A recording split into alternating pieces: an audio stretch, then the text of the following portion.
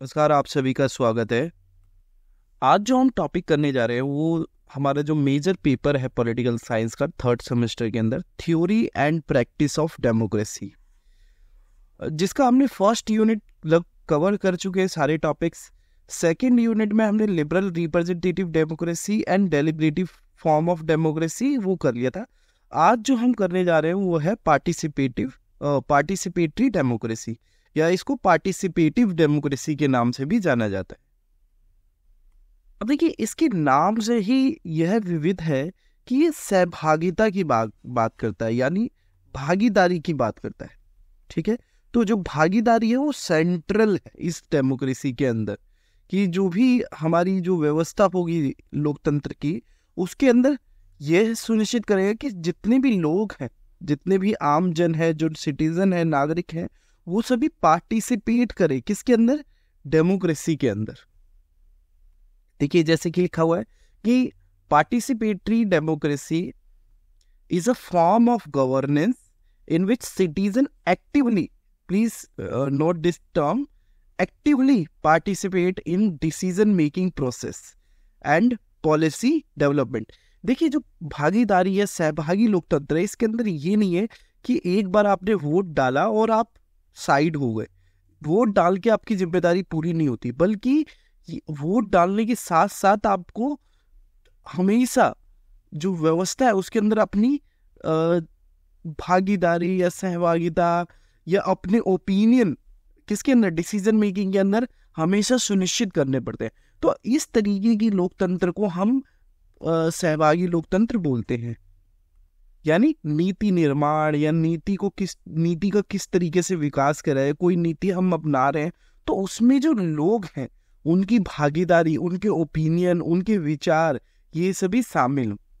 और वहीं पे जो रिप्रेजेंटेटिव डेमोक्रेसी है उसमें ये नहीं होता है, हम केवल अपने रिप्रेजेंटेटिव, जैसे कि हमने लिबरल डेमोक्रेसी को देखा, उसमें रिप्रेजेंटेटिव्स को चुन लेते हैं और वो हमारे बिहाफ पे फैसला लेते हैं। और देखिए, जो लास्ट लाइन है ये इंपॉर्टेंट है, participatory democracy emphasises direct involvement, कि ये बात करता है आपके डायरेक्ट इन्वॉल्वमेंट की बात करता है कि आप पार्टिसिपेट करो। अगर हम बोले कि ये इस तरीके की क्या भारत में पाई जाती है, ये इस तरीके की व्यवस्था, डायरेक्ट इन्वॉल्वमेंट, थोड़ा सा सोचिए। हाँ, जब हम देखते हैं कि ग्राम पंचायत जो है, ग्राम पंचायत, उसके अंदर हम ये देखते हैं कि डायरेक्ट इन्वॉल्वमेंट होता है। जो भी उस गांव का व्यक्ति 18 साल से ऊपर है, जिसका मतदाता सूची के अंदर नाम है, तो वो गांव के लिए क्या नीति निर्माण हो रही है, जो बैठक होती है उसमें भाग लेते हैं। तो डायरेक्ट इन्वॉल्व होते हैं किसमें, नीति निर्माण में, पब्लिक पॉलिसीज को बनाने में, या जो कोई निर्णय लेना होता है, सार्वजनिक जो निर्णय है नीतियों पर, उसमें वो डायरेक्ट यानी प्रत्यक्ष रूप से अपना भागीदारी सुनिश्चित करते हैं या पार्टिसिपेट करते हैं। जब भी पार्टिसिपेटरी फॉर्म ऑफ डेमोक्रेसी की बात आती है तो एक थिंकर हैं जो रूसो, आप सबने सुना होगा इनका, ये एक एनलाइटनमेंट के थिंकर हैं, उनके क्रिटिक भी हैं। तो इन्होंने अपने कॉन्सेप्ट पॉपुलर सॉवरेनिटी में ये पार्टिसिपेटिव फॉर्म ऑफ डेमोक्रेसी का जिक्र करा है, कि वो बात करते हैं कि डायरेक्ट डेमोक्रेसी होनी चाहिए, जो लोग हैं उनके पास शक्ति है, उन्हीं के पास पावर है, और वो डायरेक्ट इन्वॉल्व हो। और जैसे कि जो सोशल कॉन्ट्रैक्ट थ्योरिस्ट हैं, जिसमें हम देखते हैं हॉब्स हैं, लॉक हैं और रूसो, तो रूसो भी अपना जो सामाजिक समझौता का सिद्धांत दिया, सामाजिक अनुबंध का सिद्धांत देते हैं, उसमें ये बात करते हैं कि जो व्यक्ति है वो बहुत इंपॉर्टेंट है, जो पावर जो आ रही है वो व्यक्ति के द्वारा आ रही है, जो जर्नल विल बनेगा वो व्यक्ति के विलों के हिसाब से बनेगा। देखिए, वो क्या कहते हैं कि जो रूसो है वो ये बात करते हैं कि जो सॉवरेनिटी है वो कहाँ से आ रही है, कि आपके पास जो शक्ति है, जो प्रभु सत्ता है, जिसकी हम बात करते हैं, प्रभु सत्ता जो है वो कहाँ से आ रही है, वो लोगों से आ रही है, और वो लोगों के पास ही रहती है।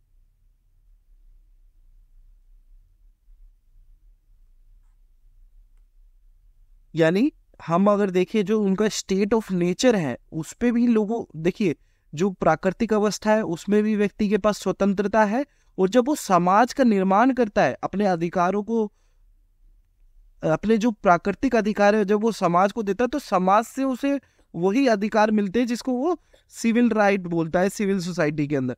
तो जो पावर है वो घूम फिर के व्यक्ति के पास ही आती है, एक साइक्लिक है। व्यक्ति पहले अपने प्राकृतिक अधिकार देगा और उसके बदले में उसे नागरिक अधिकार मिलेंगे, प्राकृतिक अधिकार और नागरिक अधिकार।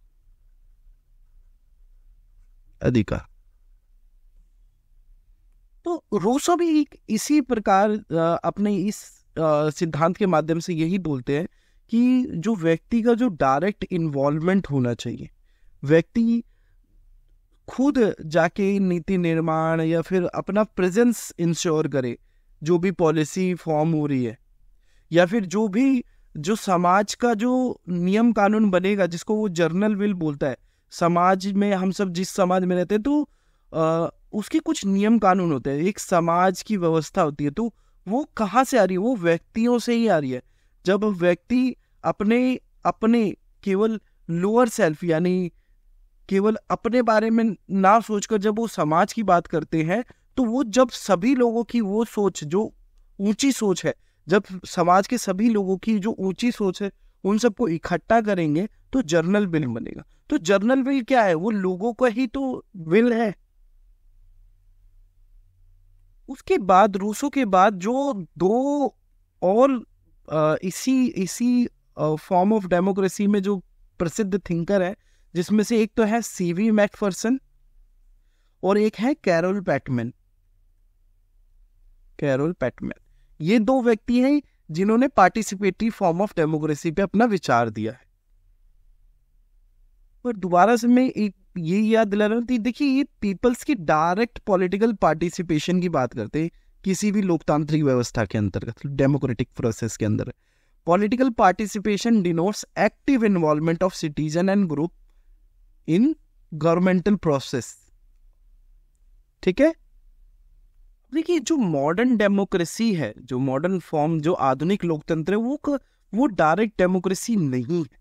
ठीक है, क्योंकि हम अपने रिप्रेजेंटेटिव को चुनते हैं और रिप्रेजेंटेटिव हमारा प्रतिनिधित्व करते हैं पार्लियामेंट या लेजिस्लेचर के अंतर्गत। जितने भी पार्टिसिपेटरी फॉर्म ऑफ डेमोक्रेसी के थ्योरिस्ट हैं वो डायरेक्ट सिटीजन्स इन्वॉल्वमेंट की बात करते हैं। इस पॉइंट को लिख लीजिए। और डायरेक्ट इन्वॉल्वमेंट किस में? पॉलिसी डिसीजन मेकिंग में। ये यहां पे लिखा हुआ है, people's direct participation in decision making और governance process. In participatory democracy individual are considered the ultimate sovereign, कि जो व्यक्ति है वो सर्वोच्च संप्रभु है, वही एक तरह से मालिक है, करता धरता है। व्यक्ति, हम देख रहे हैं कि इसमें व्यक्ति को ज्यादा महत्वता दी जा रही है। अब हम सीवी मैकफर्सन का जो आइडिया है डेमोक्रेसी को लेकर, उसके ऊपर हम चर्चा करेंगे कि वो किस तरीके से अपने पार्टिसिपेटरी फॉर्म ऑफ डेमोक्रेसी की सिद्धांत को दे रहे हैं या फिर कैसे थ्योरी बिल्ड कर रहे हैं। तो जो सीवी मैकफर्सन है, अब देखिए इनका कंसेप्शन ऑफ जस्टिस है ना, वो एक मॉरल फाउंडेशन प्रोवाइड कराता है। ठीक है, मॉरल फाउंडेशन एक नैतिक आधार प्रदान करता है पार्टिसिपेटरी डेमोक्रेसी को। ठीक है, अब देखिए इनकी थ्योरी कैसे बिल्ड हो रही है। देखिए इन्होंने अभी तक जितना भी है, इन्होंने सारा जो डेमोक्रेसी के ऊपर जितना भी सिद्धांत था, लिबरल डेमोक्रेसी, इन सबको पढ़ने के बाद ही conducted his theory after examining contemporary world. अपनी जो वास्तविक जो दुनिया है, समाज है, उसमें जितनी भी लोकतंत्र की अवधारणाएं हैं, जो प्रचलित अवधारणाएं, उन सबको पढ़ने समझने के बाद, और मेजरली इन्होंने जो लिबरल डेमोक्रेसी यानी उदार लोकतंत्र है, तो जो भी उसके अंदर कमियां हैं, जैसे फॉर एग्जांपल इन्होंने लिबरल डेमोक्रेसी के अंदर कुछ कमियां इस तरीके से बताई थी लिबरल डेमोक्रेसी के अंदर कि केवल ओनली प्रोसीजरल डेमोक्रेसी है, प्रोसीजरल केवल प्रक्रिया को फोकस करता है। दूसरा, पीरियोडिक इलेक्शन रहते हैं यहाँ पे, पीरियोडिक इलेक्शन। देखिए ये डेमोक्रेसी के लिए जरूरी है, मगर अंतिम जो गोल है डेमोक्रेसी का, लक्ष्य है, वो क्या है डेमोक्रेसी का? कि जो लोग हैं, peoples participation in decision making, ये अंतिम उद्देश्य है किसी भी डेमोक्रेसी का। तो जो उनकी पुस्तक है, ये कृपया इस पुस्तक का भी आप अपने एग्जाम में लिखने की कोशिश करें, the life and times of liberal democracy. इसके अंदर ये इसकी पहले लिबरल डेमोक्रेसी के बारे में बता के उसके प्रॉब्लम क्या है उसको बताने के बाद अपना ये कंसेप्ट दे रहे हैं यहाँ पे, कि ये बोलते हैं कि जो लिबरल डेमोक्रेसी है ना, ये बात करता है आइडिया ऑफ पॉजिटिव इंडिविजुअलिज्म। ये व्यक्तिवादी के जो व्यक्ति है और व्यक्ति की संपत्ति, उसके ऊपर उसका सबसे ज्यादा महत्वपूर्ण संदर्भ है लिबरल डेमोक्रेसी का। Where individual were seen as a rational self interested actor primary concern with their property and wellbeing. कि जो व्यक्ति है, व्यक्ति को तर्क संगत, स्वरुचि, अपने में रुचि रखने वाले अभिनेताओं के रूप में देखा जाता है, जो मुख्य रूप से अपनी संपत्ति और कल्याण से संबंधित रहते हैं हमेशा। फिर जाके उन्होंने एक अल्टरनेटिव अपना जो लिबरल डेमोक्रेसी के नाम से वो अपना सिद्धांत देते हैं।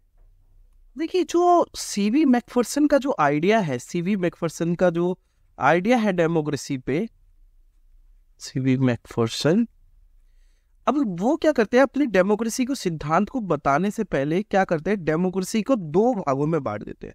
सबसे जो पहला भाग वो बांटते हैं, वो स्ट्रिक्ट कंसेप्ट में बांटते हैं डेमोक्रेसी को, और दूसरे में वो ब्रॉडर। अब देखिए स्ट्रिक्ट कंसेप्ट या फिर जो स्ट्रिक्ट या सीमित जो अवधारणा है, उसके अंदर ये बात करते हैं कि जो डेमोक्रेसी है ना, केवल और केवल एक मैकेनिज्म है, एक मशीन की तरह है, कि आपके जितने भी अथॉरिटीज है उनको सिलेक्ट करने में केवल और केवल एक क्या है, एक मैकेनिज्म है, मैकेनिज्म। ठीक है, किसके लिए? फॉर चूजिंग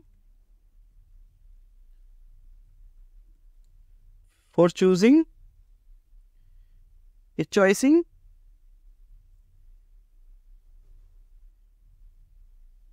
या एंड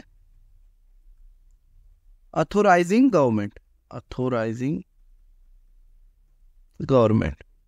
केवल इसी के लिए केवल एक तंत्र है जिसमें आप अपने लोगों को सिलेक्ट करते हो, वो फिर नियम कानून बनाते, दैट्स इट। ये स्ट्रिक्ट कंसेप्ट है, ठीक है। मगर जो असली जो डेमोक्रेसी का जो विचार है, वो उनके ब्रॉडर सेंस ऑफ डेमोक्रेसी के अंदर दिखता है, ब्रॉडर कॉन्सेप्ट ऑफ डेमोक्रेसी।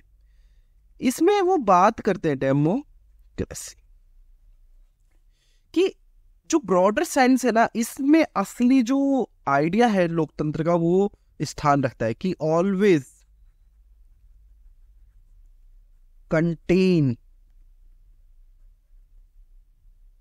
इसको दूसरे, एन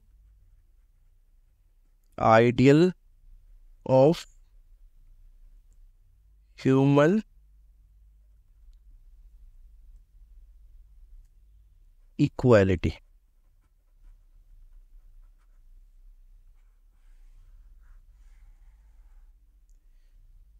तो जो बृहद जो अवधारणा है लोकतंत्र की, जिसमें सीवी मैकफर्सन बताते हैं कि जो असली जो रस है, जो असली जो विचार है डेमोक्रेसी का, वो ये है कि एक जो आइडियल ह्यूमन इक्वालिटी है उसको प्राप्त करना। कि इसका मतलब ये नहीं है, दिस टाइप ऑफ इक्वालिटी, इस इक्वालिटी का मतलब ये नहीं कि सभी को बराबर कर देना। एन आइडियल ह्यूमन इक्वालिटी ये नहीं है कि वन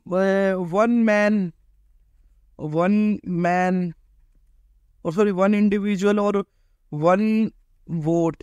ये इसका लक्ष्य नहीं है कि हर व्यक्ति का वोट समान होने चाहिए, उसका मूल्य समान होने चाहिए, नहीं, इससे ऊपर उठकर है।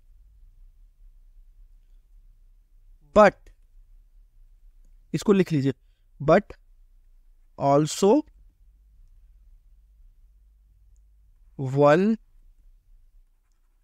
Man one equal effective right to live as fully humanly as he or she wishes। तो उसका देखिए, इधर जो ये बात करते हैं वृहद कॉन्सेप्ट ऑफ डेमोक्रेसी में, या फिर जो broader concept of democracy, always contain an ideal of human equality. Human equality की बात कर रहे हैं, वो इस तरीके की ह्यूमन इक्वालिटी नहीं कि वन मैन वन वोट और वन वैल्यू, नहीं, इससे ऊपर उठकर कि one man one equal effective right to live as fully humanly, कि हर व्यक्ति के पास, हर व्यक्ति बराबर हो, सक्षम हो, समान हो, अपने जितने भी इफेक्टिव जीवन यापन के जितने भी उसके पास अधिकार है सभी को बराबर हो, वो मानवतापूर्ण अपना जीवन जी सके, सभी के पास ये अधिकार हो। तो इस तरीके की लोकतंत्र की वो बात करते। जो यहां पे जो लाइन है आप सभी को नोट करना है वो ये है, one man one equal effective right to live as fully humanly as he और शी विशेस। ओके। और कई बार जो सीवी मैकफर्सन की जो पॉलिटिकल ये जो थ्योरी है, जो पॉलिटिकल थ्योरी ऑफ डेमोक्रेसी है, पॉलिटिकल थ्योरी ऑफ डेमोक्रेसी, कई बार बोला जाता है कि ये सोशल थ्योरी है,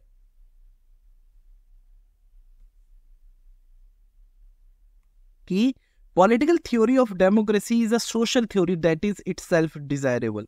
और यहाँ पे हम देखते हैं कि देखिए यहाँ पे जो सीवी मैकफर्सन का जो आइडिया है ये जो डेमोक्रेसी का ये वाला, तो यहाँ पे हम देखते हैं कि उनका जो बेसिस है डेमोक्रेसी के अंदर वो equality,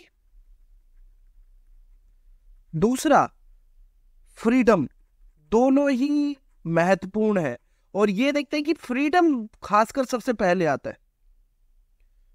equality and freedom both are central to Macpherson's democratic theory.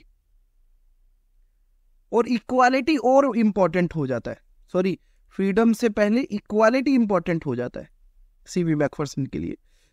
किस तरीके की इक्वालिटी? कि हर किसी के पास वो इफेक्टिव राइट्स हो अपने जीवन यापन करने के लिए, जिसके लिए वो जैसा मर्जी अपना जीवन चाहे जिए, फुल्ली ह्यूमनली। सीन जो सीवी मैकफर्सन का आइडिया भी यही है कि फॉर्मेलिटी से ऊपर उठकर जो रिप्रेजेंटेटिव डेमोक्रेसी के अंदर होता है, बल्कि एक्टिव इन्वॉल्वमेंट होना चाहिए सिटीजन्स का। किसके अंदर? डिसीजन मेकिंग के अंदर, डिसीजन मेकिंग प्रोसेस के अंदर। और जो इंडिविजुअल है पार्टिसिपेटरी डेमोक्रेसी का, वो पैसिव नहीं है बट एक्टिवली उसने इंगेज होना चाहिए जितनी भी सार्वजनिक नीतियां या निर्णय उन सभी के अंदर जो उनके जीवन को प्रभावित करते हैं लोगों के। और ये कुछ महत्वपूर्ण आयाम या फिर फीचर्स या विशेषताएं हम देखते हैं सीवी मैकफर्सन ने, कि वो एक्टिव सिटीजनशिप की बात करते हैं, दूसरा कम्युनिटी पार्टिसिपेशन की बात करते हैं, तीसरा सोशल एंड इकोनॉमिक डेमोक्रेसी की बात करते हैं कि हर किसी के पास इफेक्टिव राइट टू लाइफ, जो यहां पे मैंने बताया effective equal effective right to live, इसको लिख लीजिए, equal effective right to live, ये हर किसी के पास होना चाहिए। तो इक्वालिटी यहां पे आप देख रहे हैं जो ये यही आ रहा है, हर किसी पास इफेक्टिव की बराबर, केवल प्रोसीजरल नहीं कि संविधान में तो सब लोग बराबर है, मगर हम देख रहे हैं कि समाज में तो ये तो सारा उल्टा समाज है, उस तरीके से संविधान जो बोल रहा है वो समाज में दिख नहीं रहा। तो वो इफेक्टिव इक्वल राइट्स की बात करते हैं। अब देखिए जो सीवी मैकफर्सन है वो जो पावर है उसको दो कैटेगरी में डिवाइड करते हैं, एक तो है डेवलपमेंटल पावर और दूसरा है एक्सट्रैक्टिव पावर। अब जो विकासात्मक शक्ति है उससे जो मैकफर्सन है वो ये समझते हैं कि मनुष्य को अपने स्वनिर्धारित लक्ष्यों को पूर्ति के लिए अपनी क्षमताओं का रचनात्मक रूप से उपयोग करने की क्षमता का प्रतीक है। यानी man's ability to use his own capacities creatively for fulfilment of his self और हर सेल्फ। जो भी उसका लक्ष्य है वो अपनी क्रिएटिव सेल्फ से वो चीजें अचीव करे। ठीक है, यहाँ पे जो व्यक्ति का जो भी लक्ष्य है, जो भी उसने निर्धारित, अपनी अपनी मेहनत से अपनी निर्धारित लक्ष्य अपनी क्षमताओं के अनुसार उस चीज को वो प्राप्त करे। तो उस सीवी मैकफर्सन ने इसने ये बोला कि ये डेवलपमेंटल पावर है। और दूसरा वहीं पे जो निष्कासन यानी extractive power stand for power over others, man's ability to use others, man's capacity to extract benefit for himself. दूसरा जो उन्होंने डिवाइड करा कि ये ऐसा है कि अगर व्यक्ति अपने लक्ष्यों की पूरा करता है तो वो दूसरे के कैपेसिटी से वो छीन रहा है या फिर वो ले रहा है। ठीक है, अन्य पुरुषों या अन्यों की क्षमताओं का उपयोग करने के लिए करके अपने अपने लिए लाभ निकालने के लिए अन्य पुरुषों की क्षमताओं का उपयोग करना, इससे मतलब है। और जो कैपिटलिस्ट मॉडल है, वो जो कैपिटलिस्ट जो समाजवाद है, जो पूंजीवादी समाजवाद है, वो एक्सट्रैक्टिव पावर के टर्म्स में बात करता है। जहाँ पे क्या है, पूंजीवादी जो निष्कासन शक्ति पर आधारित है, श्रम को वस्तु और सभी संबंधों को आर्थिक मॉडल में बदल देना। कि जो आपका जो भी है, क्या नाम है, लेबर को कमोडिटी में बदल देना। जितने भी आपके संबंध है वो किसमें, आर्थिक, हर कोई व्यक्ति केवल अपने लाभ के लिए रिश्ते पर, तो इस चीज में बदल देता है। तो इसका मतलब क्या है कि वो एक्सट्रैक्ट कर रहा है, वो अपनी इच्छाओं की पूर्ति के लिए वो दूसरों की क्षमताओं पर निर्भर है।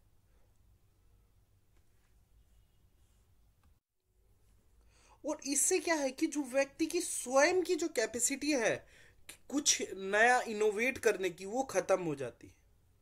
और ये सब्सटेंटिव डेमोक्रेसी के विपरीत है कि जहां पे क्या है, सीवी में effective equal effective right to live humanly, उससे दूर हो जाता है। तो CV Macpherson advocates to combine a system of socialist ownership with the institutions of liberal democracy. तो यहाँ पे वो सोशलिस्ट ओनरशिप की भी बात करते हैं और लिबरल इंस्टीट्यूशन दोनों को, यानी समाजवाद और पूंजीवाद, यानी संस्थात्मक उदारवाद, लोकतंत्र, दोनों को साथ लेके चलने की कोशिश करते हैं। जहां पे जो ये जो एक्सट्रैक्टिव पावर जो है समाज में जो आ गई है, जिसमें हर चीज इकोनॉमाइज हो चुकी है, या फिर हर जो रिलेशन है, जो आपका जो लेबर है वो कम्युनिटी में बदल गया, सारे जो रिलेशंस है वो इकोनॉमिक मॉडल में आ जाते हैं, उससे उससे बचा जा सके। To prevent the use of extractive power and promote developmental power of all human being, कि हर व्यक्ति के पास effective equal right to live होना चाहिए एज ह्यूमनली एज अदर्स। जिसको जिस तरीके का जीवन यापन करना है वो वैसे कर सके। देखिए, पार्टिसिपेटरी डेमोक्रेसी की बहुत सारी आलोचना भी है कि एक तो ये व्यवहारिक नहीं है। हम कैसे इतने बड़े समाज में हम सब ये पार्टिसिपेट कराएं, फिर उसको किस तरीके से ऑर्गेनाइज करेंगे। तो एक ये प्रॉब्लम भी है पार्टिसिपेटरी डेमोक्रेसी से कि हम किस तरीके से ऑर्गेनाइज, एक तरह से एक आशावादी जरूर है ये, बट ये बहुत प्रॉब्लमेटिक है कि इतनी बड़ी कंट्री, एक लार्ज कंट्री में हम किस तरीके से जनसंख्या को एक साथ रखें, फिर उनका किस तरीके से पार्टिसिपेट कराएं। तो ये थोड़ा प्रॉब्लमेटिक है। इसीलिए आप देखेंगे कि इंडिया में ग्रास रूट लेवल पे पार्टिसिपेटरी डेमोक्रेसी और सेंटर और स्टेट लेवल पे आपके रिप्रेजेंटेटिव डेमोक्रेसी है। फाइनली अगर हम देखें सीवी मैकफर्सन का, तो सीवी मैकफर्सन का जो वो ये एक humanist theory of democracy create करना चाहते हैं, जहाँ पे जो क्रिएटिव फ्रीडम है लोगों के पास वो मौजूद हो। कि जो पूंजीवादी समाज है जिसने उसकी जो क्रिएटिविटी है उसको एक्सट्रैक्ट कर लिया है, हर व्यक्ति के उद्देश्य अलग है, हर व्यक्ति के गोल अलग है, तो इसी चीज को वो प्रमोट करना है, एक ह्यूमनिस्ट थ्योरी देना चाहते हैं डेमोक्रेसी की, which will promote creative freedom.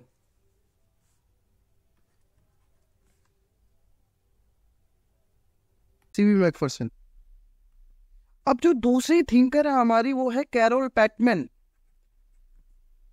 अब देखिए जो कैरोल पैटमैन है वो भी इसी के बारे में बात कर रही है कि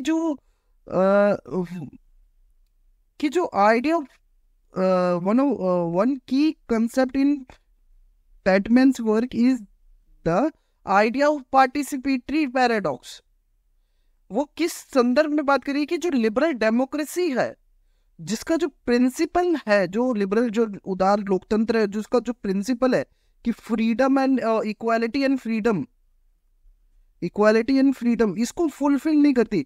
इन इस चीजों को ये ऊपरी तौर पे तो बात करती है कि जो उदारवादी लोकतंत्र है कि वो इक्वल है सभी लोग और सभी लोग फ्री है, बट वो दिखाई नहीं देता कि समाज के अंदर जो पावर का जो डिस्ट्रीब्यूशन है, ये जो पावर जो है लोगों के पास, वो कुछ लोगों के पास है, कुछ लोगों के पास नहीं है। जैसे फॉर एग्जांपल कि मेल जो है हर जगह आपको देखेंगे पावरफुल, फीमेल नहीं है। तो ये जेंडर पर्सपेक्टिव पे आर्ग्यूमेंट कर रही है कि जो लिबरल जो डेमोक्रेसी है कहीं ना कहीं एक धोखा दे रही है एक तरीके से, कि जो सब्सटेंटिव इक्वालिटी है उसको उपलब्ध नहीं करा रही, वो नेग्लेक्ट करती है इन सब्सटेंटिव इक्वालिटी को, या इसको पूरा नहीं कर पा रही। फिर उसके बाद जो कैरोल पैटमैन है वो सजेस्ट करती है कि the true political participation requires active involvement in decision making process, जो कि पार्टिसिपेटरी डेमोक्रेसी का एक की आर्ग्यूमेंट है कि केवल वोट डालने का आपके बाद वो आपकी रिस्पॉन्सिबिलिटी खत्म नहीं। इसीलिए वो रिप्रेजेंटेटिव डेमोक्रेसी को बहुत आलोचना करती है कि कई बार वो क्या करती है कि जो पावर को डेलीगेट कर देते कुछ लोगों के हाथ में, कि हम देखते हैं कि जो जितनी भी पावर है वो कुछ रिप्रेजेंटेटिव्स के पास चली जाती है। तो कैरोल पैटमैन इससे चिंतित है कि वो जो पावर है जो डिसीजन मेकिंग का है वो लोगों के पास रहना चाहिए, लोग आके अपना पार्टिसिपेट करें लोकतांत्रिक प्रक्रिया में, जो नीति निर्माण प्रक्रिया में। वो देखते हैं कि जो रिप्रेजेंटेटिव्स के पास सारी पावर चली जाती है, तो जो मार्जिनलाइज ग्रुप है जैसे विमेन, माइनॉरिटी, तो इनके जो मुद्दे हैं, इनका जो रिप्रेजेंटेशन है वो सुनिश्चित नहीं हो पाता। तो वो इस आधार पे वो बोलती हैं कि नहीं, ये जो रिप्रेजेंटेटिव डेमोक्रेसी के अंदर ये प्रॉब्लम है कि इसके अंदर जो मार्जिनलाइज सेक्शन है, जो कमजोर वर्ग है, जो हाशिए पे है, जैसे महिलाएं हो गई, माइनॉरिटीज हो गई, इनका पार्टिसिपेशन नहीं हो पाता है। इन्हीं मुद्दों को लेकर, इन्हीं इश्यूज को लेकर कि जो मार्जिनलाइज सेक्शन है, जो विमेन कैटेगरी है, उनकी जो रिप्रेजेंटेशन वो नहीं है, तो इसीलिए वो पार्टिसिपेटरी फॉर्म ऑफ डेमोक्रेसी की बात करते हैं, जहां पे क्या है कि जो सिटीजन है वो एक्टिवली इंगेज होंगे collective action making, collecting decision making के अंदर। वो बात करते she emphasize the importance of grass root movements, local governance, direct participation in decision making process to ensure more inclusive and egalitarian political system, कि वह अधिक समावेशी और समतावादी राजनीतिक व्यवस्था सुनिश्चित करने के लिए जमीनी स्तर के आंदोलन, स्थानीय शासन और निर्णय लेने की प्रक्रियाओं में प्रत्यक्ष भागीदारी के महत्व पर जोर देती है। देखिए जो पैटमैन के सहभागी लोकतंत्र के दृष्टिकोण में नागरिक केवल मतदाता नहीं है, बल्कि उन नीतियों और निर्णयों को आकार देने में सक्रिय भागीदार है जो उनके जीवन को प्रभावित करती है। इस दृष्टिकोण का उद्देश्य औपचारिक और वास्तविक समानता दोनों को बढ़ावा देना है। यानी जो फॉर्मल इक्वालिटी और सब्सटेंटिव इक्वालिटी दोनों को इंश्योर करना है। और लास्ट में क्या, ensuring that individual have a genuine voice in the political process और पॉलिटिकल सिस्टम, कि राजनीतिक प्रक्रिया में व्यक्ति की वास्तविक आवाज हो, केवल उसका रिप्रेजेंटेशन नहीं, वास्तविक तौर पे। अगर आपको हमारा इनिशिएटिव अच्छा लगा तो प्लीज लाइक करें, सब्सक्राइब करें, और आपका कोई कमेंट हो तो जरूर लिखें, और प्लीज शेयर करें, हमारे चैनल को सब्सक्राइब करें। बहुत बहुत धन्यवाद।